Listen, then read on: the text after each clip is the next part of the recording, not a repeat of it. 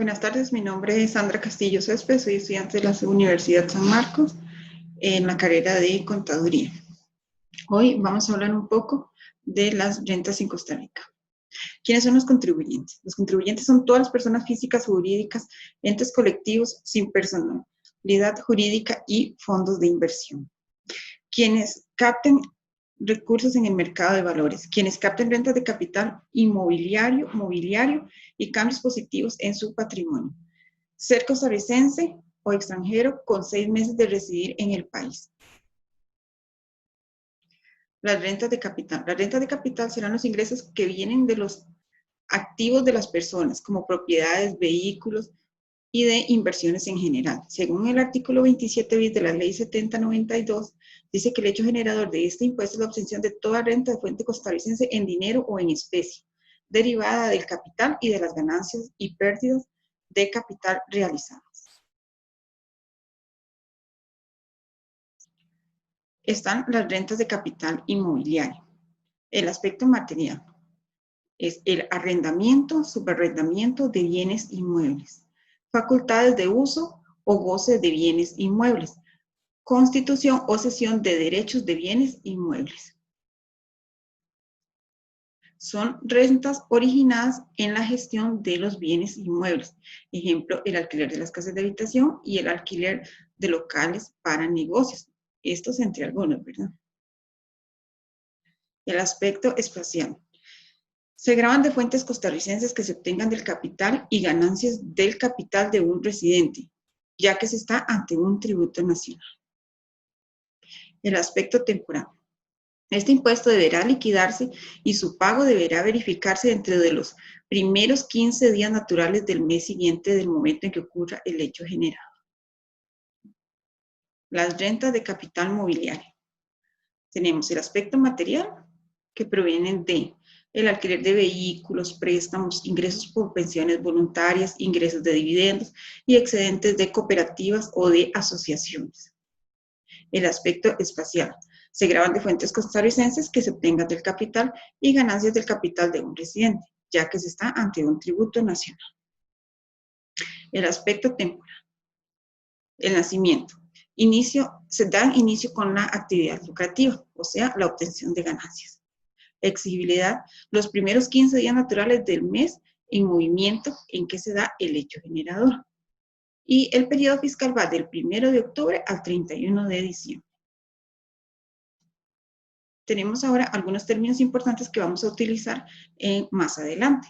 Tenemos la palabra de sujeto activo. ¿Quién es este? Es quien administra, gestiona, fiscaliza y recauda el tributo. En nuestro país es la Dirección General de Tributación Directa.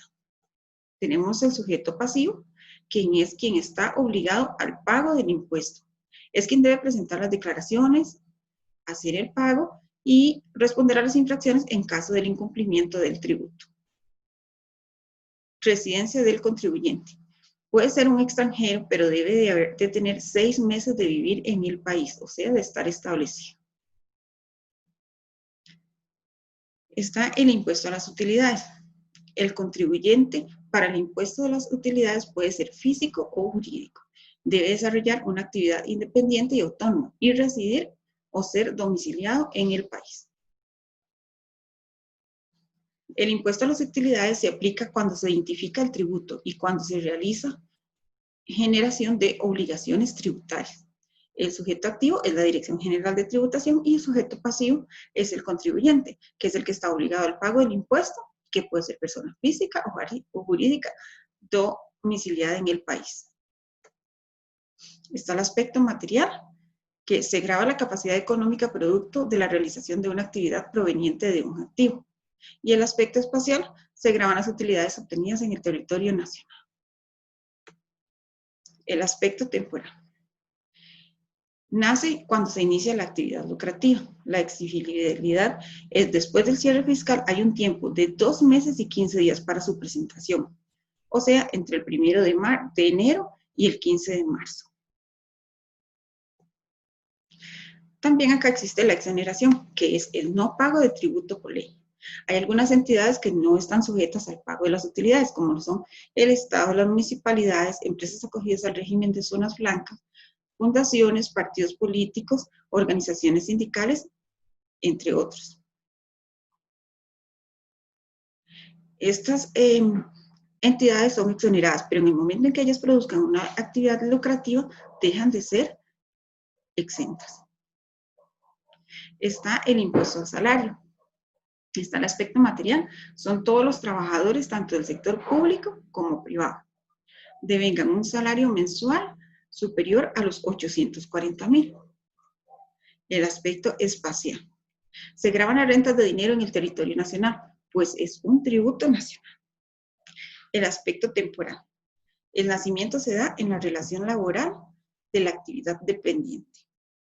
Exigibilidad están los primeros 15 días hábiles del mes siguiente que ocurre el hecho generador. Y el periodo fiscal va del 1 de enero al 31 de diciembre. Tenemos la siguiente. Dice, si vendo una propiedad que me heredaron por 30 millones de colones, ¿se paga algún impuesto? Indicar cuál. Bueno, según el artículo 6 nos aclara que forman parte de la renta bruta, que no forman parte de la renta bruta, aportes de capital, premios de lotería, herencias, donaciones, bienes gananciales, rentas generadas en el extranjero. Por lo tanto, en este caso, no pagaría impuesto. Además, la ley aclara que si se venden activos por la disolución de un vínculo matrimonial, o sea, un divorcio, estos incrementos en el patrimonio no serán sujetos de gravames, así como el ingreso obtenido por una herencia, debido a que su origen no forma parte de una actividad lucrativa. Ahora bien, si tengo un salario de 2 millones, ¿cuánto tengo que pagar por el impuesto al salario? En nuestro país existe una tablita con la cual los asalariados debemos de hacer el cálculo de lo que es el impuesto al salario.